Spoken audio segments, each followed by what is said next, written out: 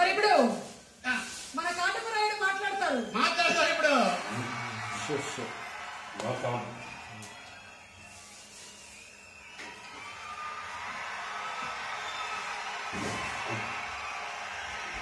అందరికీ వినిపిస్తుంది. అందరికీ నా హృదయపూర్వక నమస్కారాలు.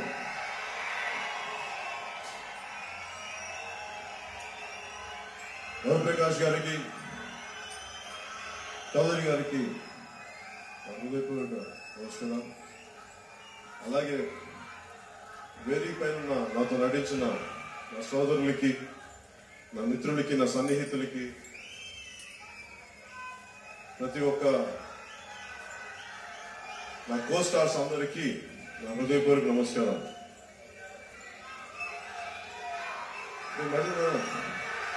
ఇలాంటి సభల్లో మాట్లాడడం అలవాటు తప్పింది, అందుకని కొత్తగా కొంచెం భయంగా ఉంది, బెరుగ్గా ఉంది.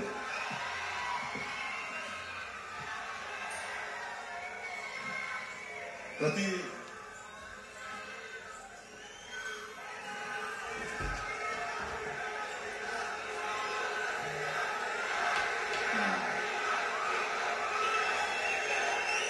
అందరికీ ఇంకొకసారి హృదయపూర్వక నమస్కారాలు.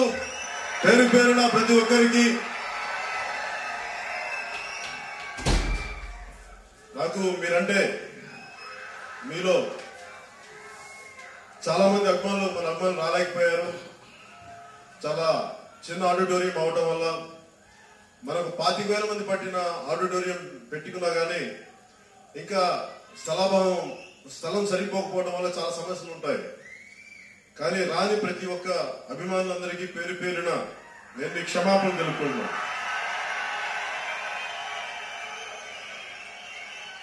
సో మీకు పెద్ద ఫంక్షన్ చేద్దామని అన్నా కానీ నేనే వద్దున్నా. దానికి కారణం ఏంటంటే ఎంత చేసినా కానీ సరిపోదు. నాకు మీలో దెబ్బలు తగిలిన, లా అండ్ ఆర్డర్ ఇష్యూస్ వచ్చినా ఇవన్నీ భయంతో మనం ఎంతైతే కంట్రోల్ చేయగలమో, కొంచెం ఇబ్బందులు ఉన్నా కానీ చాలా మంది ఆశాభంగం చెందినా కానీ టీవీలో చూసుకోవచ్చు అని చెప్పి నేనే మీ అందరి క్షేమం కోసం చిన్నది పెట్టాను. కానీ మీ మీద ప్రేమ తక్కువ అయితే కాదు. దయచేసి ఇక్కడికి రాలేకపోయిన అభిమానులందరికీ, నా సోదరులందరికీ, నా సిస్టర్స్ అందరికీ, నా అక్క చెల్లెలందరికీ, ఆడపడుచులందరికీ, యువ మహిళా శక్తికి, ప్రతి ఒక్కరికి నా మనస్ఫూర్తిగా నా క్షమాపణ తెలియజేస్తున్నాను. మీ అందరూ మన కోసం అని చెప్పి ఇలా చేయాల్సి వచ్చింది. అంటే నాకు సినిమా అనేది నాకు అనుకోకుండా సినిమాలోకి వచ్చాను. ఏదో ఒక టెక్నీషియన్ గా అవుదాం అనుకున్నాను, లేదంటే ఇంకేదో అవుదాం అనుకున్నాను. కానీ హీరోని అవుతానని కానీ యాక్టింగ్ అవుతానని నాకైతే నమ్మకం లేదు నా మీద. కానీ జరిగిపోయింది ఏదో. కాకపోతే నాకేంటంటే ఏ పని ఇచ్చినా సరే, అది తోట పని కావచ్చు, లేదంటే వీధులు ఊడ్చే పని కావచ్చు, ఎలాంటి పనైనా సరే నిస్సిగ్గుగా చాలా గర్వంగా పనిచేస్తాను, చాలా నిజాయితీతో పనిచేస్తాను. సినిమాలు కూడా నాకు భగవంతుడు ఇచ్చిన భిక్ష అనుకొని ఎంత కృతజ్ఞతగా చేయాలో, ఎంత కష్టపడాలో, ఎంత ఒళ్ళు దగ్గర పెట్టుకొని చేయాలో ఇన్ని సంవత్సరాలు అంతే ఒళ్ళు దగ్గర పెట్టుకొని చేశాను. భవిష్యత్తులో ఎలాంటి బాధ్యతలో పెట్టినా కానీ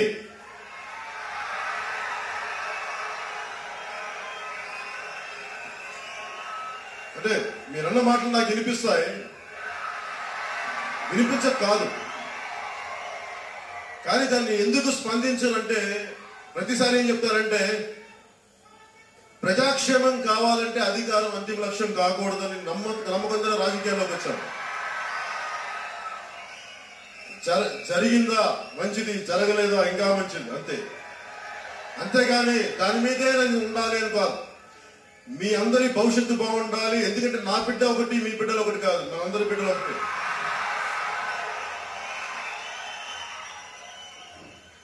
సినిమాల్లో నాకు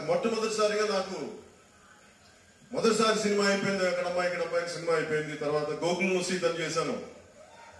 నాకు త్రివిక్రమ్ గారికి పరిచయం అందరూ అతను మన జలసా సినిమా అనుకుంటారు, లేదంటే అతని సినిమా స్క్రిప్ట్ ముందు అనుకుంటారు. కానీ యాక్చువల్గా ఆయన అసిస్టెంట్ రైటర్ గా ఉన్నప్పుడు నేను హీరోని, ఆయన గోకులం శెట్టికి ఆయన అసిస్టెంట్ రైటర్. నాకు అప్పటి నుంచి తెలుసు త్రివిక్రమ్ గారు, కాకపోతే నా పరిచయం లేదు అంతగా. ఆయన కోసాన్ మురళి గారి అసిస్టెంట్ అని తెలుసు. అంటే ఎందుకు చెప్తున్నానండి సందర్భం, నాకు ప్రతి సినిమా నా జీవితంలో నేను కొన్ని నేర్చుకున్నాయో, నేను కొన్ని రియలైజ్ అయినాయో అవి సినిమాల్లో వచ్చాయి. యాదృచ్ఛికమో అది యాక్చువల్ నాకు తెలియదు ఎలా వచ్చాయో జరిగాయి. అది ఒక నాకు గోకులంలో సీతలో ఒక మంచి డైలాగ్ ఇస్తుంది, చాలా మంచి డైలాగ్. నేను చెప్పామండి ఈ డైలాగ్ చాలా బాగుంటుంది అంటే చెప్పాను, అది నేను రాసిన డైలాగ్ అండి. నేను తర్వాత అదేంటంటే, ఒకడు తప్పు దారికి వెళ్ళిపోయి ప్రేమ అనే దాన్ని వాడు గుర్తించి తిరిగి ఒక సన్మార్గంలో పడతాడు. భోగం వదిలేసి బాధ్యత యోగం వైపు నడుస్తాడు.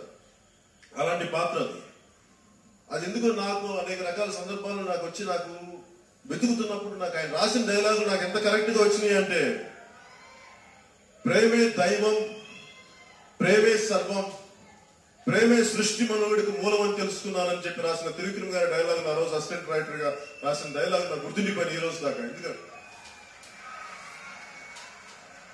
అంటే ఒక మంచి బలమైన భావం, మంచి బలమైన డైలాగ్.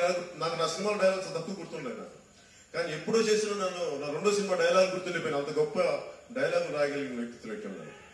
ఆయన మిత్రుడు అవడం నాకు చాలా ఆనందంగా అనిపిస్తుంది. నా ప్రతి సినిమా నన్ను ఏ రిఫ్లెక్ట్ చేస్తుందని ఎప్పుడు నేను చాలా తక్కువ సార్లు పంచుకుంటాను. సినిమా నన్ను ఏ సినిమా నన్ను ఎలా కదిలించిందని. సుస్వాగతం సినిమాలో చదువు బాధ్యత వదిలేసి కేవలం ప్రేమ అని చెప్పి జీవితాన్ని వ్యర్థం చేసుకునే ఒక యువకుడి పాత్ర అది. తండ్రి చనిపోతాడు, ఇలా కొడుకు అటు ఇటు తిరుగుతూ ఉంటాయి. అంటే దగ్గర ఉన్నప్పుడు బాధ్యతగా ఉన్నప్పుడు మన తల్లిదండ్రుల విలువ తెలియదు, వాళ్ళు దూరం అయిపోయినప్పుడే వాళ్ళ తల్లిదండ్రుల విలువ తెలుస్తుంది. నాకు అవన్నీ జరగకుండా నాకు నా తల్లిదండ్రుల విలువ తెలుసు. కానీ నాకెందుకు అది ఎప్పుడు బాధ్యతగానే ఉండేవాడు చిన్నప్పటి నుంచి. కానీ ఆ సినిమాలో నేను చేసిన పాత్ర క్లైమాక్స్ లో నేను ఎంత ఏడ్చానంటే నిజంగా ఏడ్చాను. ఒక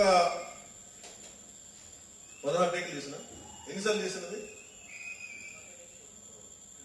అంటే నేను ఎంత ఏడ్చినా సరిపోక డైరెక్టర్ బీఎన్ శ్రీనివాస్ గారు చంపల మీద కొట్టుకుని ఇంకా అంటే ఒక 40 సార్లు చేశాను ఆ సీన్. 40 టేకులు చేశాను. కొట్టుకొని నిజంగా కొట్టుకొని, ఇలా సున్నితంగా ఏం కొట్టుకుంటాను, నిజంగా కొట్టుకుంటే తలకాయ జిమ్మెక్కిపోయేది. మళ్ళీ అలా చేసుకుంటే వెళ్ళిపోతే నేను అనుకున్నాను ఆ సీన్ అయిపోయిన తర్వాత అంటే నేను ఆఫ్ చేసుకోలేకపోయాను ఆ భావాన్ని. నిజంగా నా తండ్రి చనిపోతే ఇంక నేను ఏడుస్తాను అనిపించింది. జరగకూడదు, అశుభం అని తెలిసినా కానీ నా వల్ల కాలేదు.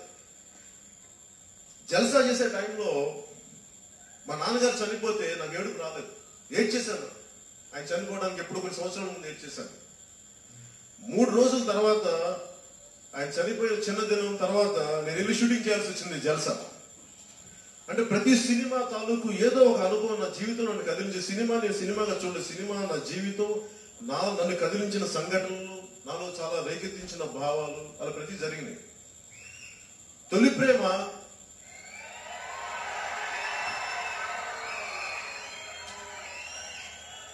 నేను అనుకున్నాడు. తొలి ప్రేమ ఎంతసేపు, ఒక వయసులో ఎంతసేపు ఏముంటుంది మనకి, ప్రేమించాలి, అమ్మాయి చుట్టూ తిరగాలి, వాళ్ళని గుర్తించాలనుకున్నా.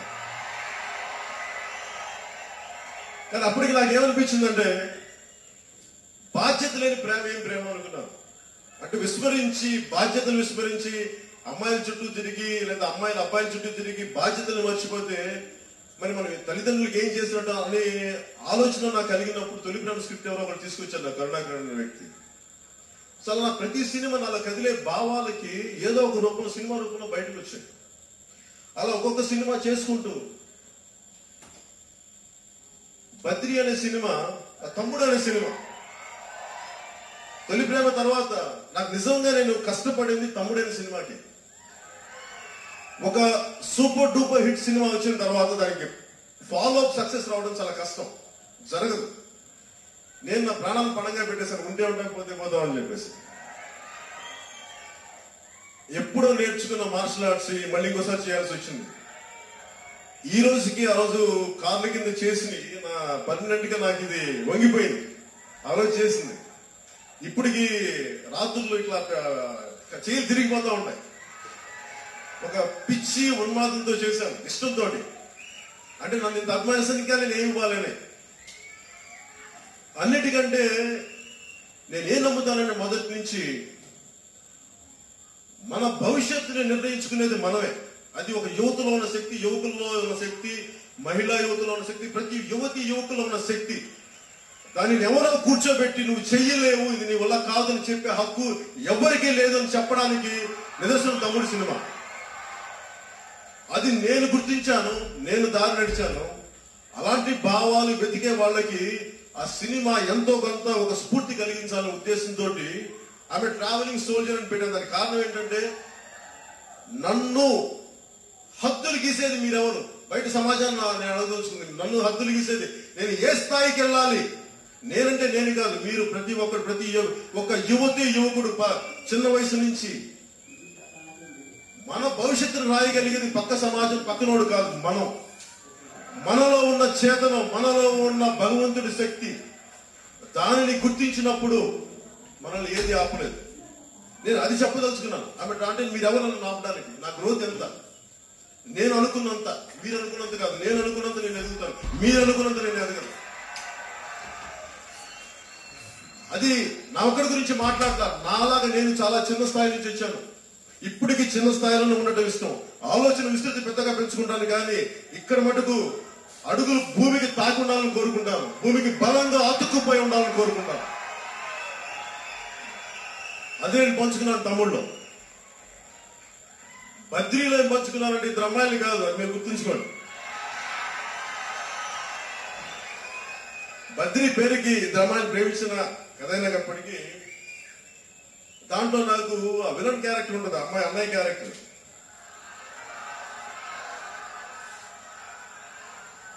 నువ్వు నంద అయితే నేను బద్రీనాథ్ అని. అది నాకు ఒక డైలాగ్ కాదు. అది ఏంటంటే, ప్రతి ఒక్కడు ఎదిగే ప్రతి ఒక్కడు ఇంకొకటి తొక్కేయాలనుకుంటాడు. ప్రతి ఒక్కడికి అహంకారం ఎక్కువ. నేను ఇంత గొప్పటి కాబట్టి నా కింద పడి ఉండాలి. నువ్వెవడమే, నేను కూడా అంతే, నువ్వు మూసుకొని చెప్పడాలి. అందరం మనుషులు. నువ్వు ఎక్కి కూర్చోడానికి, మా మీద నెత్తిలు ఎక్కి కూర్చోడానికి లేదు. నువ్వు కూడా మాలాంటి సామాన్యుడివే, నువ్వు గొప్పవాడివి కాదు. నువ్వు నంద అయితే నేను బద్రీనాథ్ అన్న పదానికి అర్థం ఏంటంటే, నేను ఎలాంటి మనిషిలో నువ్వు అలాంటి మనిషివే. మేబీ నీకు డబ్బు ఎక్కువ ఉండొచ్చు, నీకు అధికారం ఎక్కువ ఉండొచ్చు, ఇంకోటి ఉండొచ్చు, కానీ నువ్వు కూడా నాలాంటి రక్త మాంసాలు ఉన్న సామాన్యుడివి, సామాన్యమైన మనిషివే.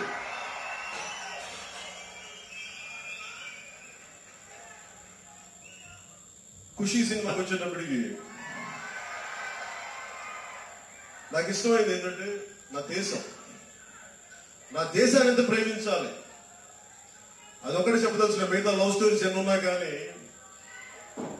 ఏ మేరా జహా అనేది నా దేశం. నా దేశాన్ని, అది నా కాలేజ్ అవ్వచ్చు, నా కాంపౌండ్ అవ్వచ్చు, నా ఇల్లు అవ్వచ్చు, నా లొకాలిటీ అవ్వచ్చు. బయట వాళ్ళు ఎవరో వచ్చి ఇక్కడ మీరు డిసైడ్ చేయడానికి మీకు సంబంధం లేదు. నా దేశం, నా ప్రాంతం, నా మీకు సంబంధం లేదు. అది చెప్పడానికి ఏ మేరా జహా. అలా ఒక్కొక్క సినిమా. కానీ ఖుషీ రేపు రిలీజ్ అంటే, ఇక్కడ హైటెక్ సిటీలో నేను నాతో పాటు పనిచేసిన చాలా మంది ఉన్నారు, కొంతమంది స్టాఫ్ అంతా. అంతా కూర్చొని నేను ఫస్ట్ టైం ఇక్కడ మాదాపూర్ ఉన్న హైటెక్ సిటీలో సినిమా చూస్తాం. సినిమా మధ్యలో దాన్ని ఇంగ్లీష్ లో ప్రెమానిషన్ అంటారు, లేదంటే అది కీడా. ప్రెమానిషన్ అంటే ఆపద శంకించడం అంటారు, కీడు శంకించడం ప్రెమానిషన్ అంటారు. సినిమా చూస్తుంటే నాకు ఏమనిపించిందంటే, మధ్యలో ఇంటర్వెల్ మధ్యలో, అరే నీకు రాబోయేది కొన్ని సంవత్సరాలు గడ్డుకాలం ఉంటుంది, చాలా కష్టాలు ఉంటాయి, నీకు చాలా ఇబ్బందులు ఉంటాయి అని నాకు ఏదో విపరీతమైన భావన కలిగిపోయి నీరసం వచ్చేసింది, బాధ వచ్చేసింది. బయటకు వచ్చేసాను. బయటకు వచ్చి నాకేం చేయాలో తెలియదు, ఆకలి చచ్చిపోయింది. ఆ రోజు నేను దెబ్బతిన్నది తిరిగి నాకు శక్తి పుంజుకోవడానికి గబ్బర్ సింగ్ లో పోలీస్ స్టేషన్ సీన్ లో చేస్తే గానీ ఆ శక్తి నేను పుంజుకోలేకపోయాను. ఆ రోజు కోల్పోయిన శక్తి. అప్పటిదాకా నేను భగవంతుని రోజు యాచకుడిలాగే నేను చేతులు పెట్టుకొని కూర్చున్నాను. నువ్వు ఎప్పుడు ఇస్తావో నాకు అప్పుడే, నేను అడగను, నేను ఇబ్బంది పెట్టను. నేను నా కర్మ చేసుకుంటూ వెళ్ళిపోతానని చెప్పి రోజు భగవంతుడి ముందు తల మోకరిల్లి నువ్వు ఏ బాధ్యత ఇస్తావో నాకు అదే ఇవ్వని చెప్పి నేను ఆయనకి ఏం అడగలేదు. నేను అలా కూర్చొని ఉన్నాను. అది అయిపోయిన తర్వాత ఆ పోలీస్ స్టేషన్ సీన్లు చేస్తున్నప్పుడు నాకు తిరిగి ఏదైతే నేను కోల్పోయానో ఖుషి టైంలో అప్పుడు వచ్చిన నా శక్తి తిరిగి. కానీ అక్కడితో ఆగిందా అంటే ఇది నిరంతర పోరాటం. జీవితం అనేది నిరంతర పోరాటం. ఒకరోజు పడిపోతాం, ఇంకో రోజు లెగుస్తాం, మళ్ళీ ఇంకో రోజు లెగుస్తాం. ఇది నిరంతర పోరాటం. దీన్ని సమానంగా చూడగలగాలి, గెలుపు ఓటములు సమానంగా చూడగలగాలన్న ఆలోచన నాకు ఆ రోజు నుంచి స్టెబిలైజ్ అయ్యి ఈ రోజు నేను గెలుపు ఓటములు సమానంగా తీసుకునే శక్తి నాకు ఉందని చెప్పడానికి నేను ఏమాత్రం సందేహించను.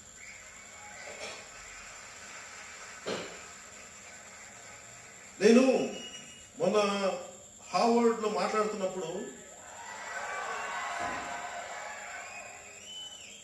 నేను అందరినీ అడ్రస్ చేసింది ఏంటంటే యుఎస్ లో I bow to you all, మీలో ఉన్న దివ్యమైన భగవంతుడి శక్తికి నేను మోకరిల్లుతున్నానని చెప్పానంటే అదేదో డైలాగుల కోసం ఇంకోసం చెప్పి నిజంగా నమ్ముతాను. అది నిజం కాబట్టి, సత్యం కాబట్టి. నేను మొట్టమొదటిసారిగా సుస్వాగతం అనే సినిమాకి పెద్ద హిట్ అయింది. కర్నూలులో ఇన్ని రోజులు ఆడింది ఒకటే థియేటర్లో. అక్కడ ఫంక్షన్ నన్ను పిలిస్తే నేను అడిగాను, నాకెందుకు ఇబ్బంది ఫంక్షన్స్కి వెళ్ళాలండి. ఎప్పుడు నాకు అన్నయ్య చిరంజీవి గారి ఫంక్షన్సే ఆయన అభిమానులే. నా ఉద్దేశంలో నాకు ఎప్పుడు చిరంజీవి గారి హీరో, నేను హీరోని కాదు నాకు ఎప్పుడు. అప్పుడు డిస్ట్రిబ్యూటర్స్ ని వాళ్ళని అడిగాను, నన్ను చూడడానికి జనం వస్తారు, నేను సినిమా అయితే చూసారేమో కానీ నన్ను చూడడానికి ఎవరు వస్తారని అడిగాను. లేదు సార్ మీరు వచ్చేట్టే సార్ నేను థియేటర్లో కదా అని వాడు ఇబ్బంది పడలేక వెళ్ళాను. వెళ్ళకపోతే ఇది పొగరు, అసలే నాకు పొగరు కాము అంటే ఇది పొగరు అహంకారం అనుకున్నాను. అది పొగరు అహంకారం కాదని ఆయన నాకు ఎవరితో మాట్లాడాలి నేను తెలియదు కాము ఉంటాను. దాన్ని పొగరు అహంకారం నేను ఏం చేయడం నా కర్మ, అది మీ కర్మ, మీరు ఆలోచించడం. అంటే ఏ సందర్భంలో చెప్తున్నానంటే ఆ రోజు హోటల్ నుంచి నేను బయటికి వెళ్తుంటే వాళ్ళు వచ్చి సార్ రోడ్డు చిన్న ఊరికి తీసుకెళ్తాం, కిలోమీటర్లు ఉంటుంది, ఇక్కడి నుంచి 5 కిలోమీటర్లు ఉంటుందంటే 5 కిలోమీటర్లు అంటే నేనైనా గంగిరెద్దులనే అది తీసుకెళ్తానని నాకు ఇబ్బందిగా ఉంటుంది సార్. నాకు తీసుకెళ్ళిపోయి నేను ఇలాగా నేను ఊహించుకోలేకపోతాను. అన్నయ్య గారు ఊహించుకోలేక నేను అన్నగారు అయితే ఆ జనం ప్రేమ చూపిస్తుంటారో ఆయన చెయ్యితే అందం ఉంటుంది, నేను ఇలా కూర్చొని చెయ్యితే ఏమన్నా ఉంటుంది సార్, చండాలంగా ఉంటుందని చెప్పాను. దయచేసి నన్ను బలిపశువులు చేసే దండం పెడతానంటే వాళ్ళు నన్ను వదలలేదు. నేను నా ఫ్రెండ్స్కి చెప్పాను, అరే వాళ్ళు ఇలాగన్నారు కానీ పక్క నుంచి కారు పెట్టి దూకేసి నేను థియేటర్కి వచ్చేసాను డైరెక్ట్. నేను వీడికి బలిపశువులు చేయకండి దయచేసి నన్ను చెప్తే లోపలికి వెళ్తే రోడ్లు నిండిపోయినాయి, విపరీతంగా ఉన్నారు. నాకు అప్పుడు అనిపించింది చేతులు ఉప్తా ఉన్నారు, విపరీతం ప్రేమ చూపిస్తుంటే పక్కనున్న తిరుపతి ప్రసాద్ గారు అనుకుంటా డిస్ట్రిబ్యూటర్, ఆయన అంటారు కానీ మీరు చేతులు చూపించండి లేదంటే అందరూ బాధపడతారు మీ పొగరు అనుకుంటారంటే సార్ నా పొగరు కదా లోపల భయం వేస్తుంది. నాకు చూసి బిగుసుకుపోయాను. నేను లోపల భయంతో బిగుసుకుపోయి దాన్ని పొగరు అనుకోద్దంటే అట్లీస్ట్ నేను ఏం చేయగలను, నేను 2 చేతులు నమస్కరించగలను, వాళ్ళకి అదే నేను చేయగలను. కానీ నాకు నా తండ్రి నేర్పించిన మాటలు గుర్తొచ్చినాయి. సృష్టిలో ఒకవైపు చూస్తే నేను ఒకటి వైపు ఉన్నాను, అటు సైడ్ చూస్తే లక్షల మంది జనం ఉన్నారు, అంటే మొత్తం అంత జనం ఉన్నారు. కానీ నాకేమనిపించింది, నా తండ్రి మాటలు గుర్తొచ్చినాయి. సృష్టిలో అందరూ సమానమే, నువ్వు ఒక్కడు ఎక్కువ కాదు, అది గుర్తుపెట్టుకో. వాళ్ళు భగవంతుడి సృష్టి, వాళ్ళెంతో నువ్వు అంతే, ఇది నీకు అహంకారంగా ఇది నీ ఒక్కడికి అనుకుంటే నువ్వు నాశనం అయిపోతావు. నా తండ్రి మాటలు నా ప్రతిధ్వనించినవి. ఆ రోజు నుంచి ఈ రోజు దాకా నేను మీకు ప్రతి ఒక్కరికి పేరు పేరున నన్ను అభిమానించిన వారికి, అభిమానించే వారికి, ప్రతి ఒక్కరికి, సృష్టికి, ప్రతి వస్తువుకి, చైతన్యం మనకి జీవంతో ఉన్న వస్తువుకి, జీవం లేని వస్తువుకి, ప్రతి ఒక్కదానికి నేను శిరస్సు వంచి మోకరిల్లుతాను.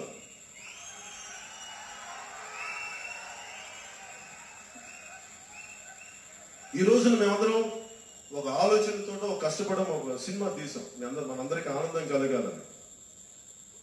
నాకు ప్రతి సినిమా నేను కష్టపడి చేస్తాను. నచ్చుతా లేదా నేను బయట చెప్పి నాకు ప్రమోట్ చేయడం నాకు ఇష్టం లేదు. మీకు నచ్చితే మనస్ఫూర్తిగా ఇష్టపడండి, చూడండి. నచ్చకపోతే మీరు ఎలాంటి రిజల్ట్ ఇచ్చి నేను మనస్ఫూర్తిగా తీసుకుంటాను, దాంట్లో ఏమంటారు.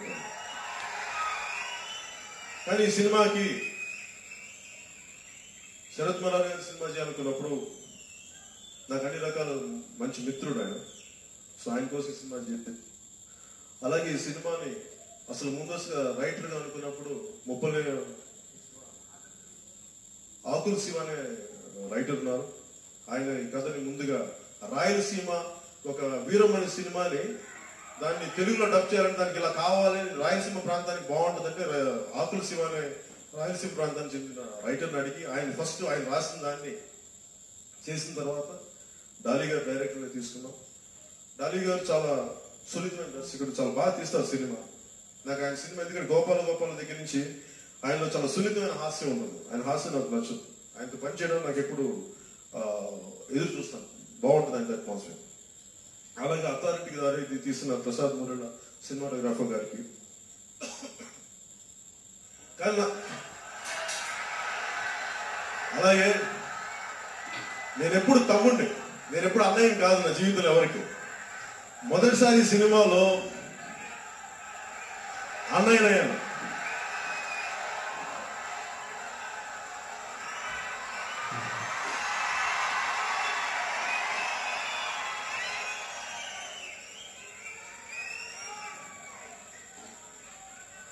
మొదటిసారి ఈ సినిమా పాత్ర ప్రకారం నేను అన్నయ్యనయ్యాను. నాకు నిజంగా ఈ తమ్ముడు నచ్చారు. అజయ్, చైతన్య, మీరు నా ప్రాణం. ఏం మాట్లాడతాను,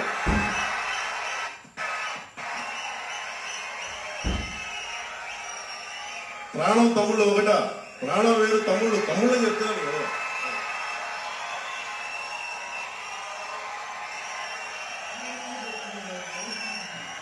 తమ్ముళ్ళు అజయ్, చైతన్య, కృష్ణ.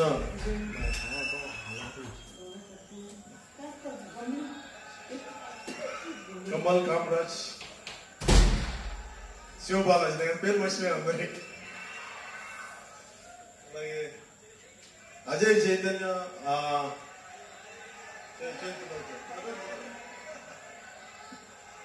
అలాగే వీరి మరదలుగా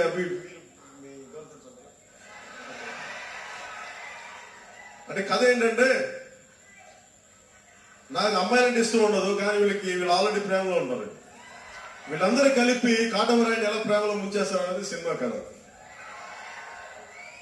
సో వీళ్ళ సినిమాలో వీళ్ళ గర్ల్ ఫ్రెండ్స్ పాత్రధారులకి నాకు అందరి పేర్లు గుర్తులేదు, క్షమించాలి. ప్రతి ఒక్కరికి పేరు పేరున ఈ సినిమాలో నటించిన నటీమణులందరికీ, అలాగే ఫైట్ మాస్టర్ రామ్ లక్ష్మణ్ గారికి, ఎడిటర్ గౌతమ్ రాజ్ గారికి,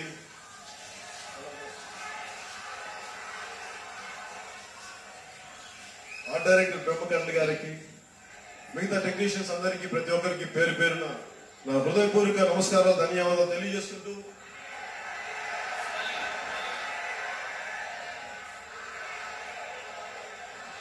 ఆలి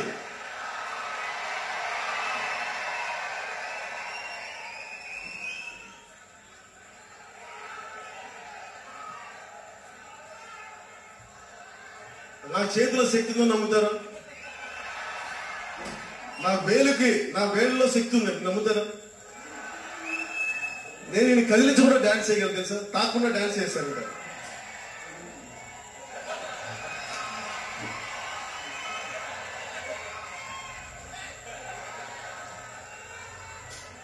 దయచేసి నా వేళలో చాలా శక్తి ఉంది, దగ్గరికి వస్తే ఇలా డాన్స్ చేస్తాను.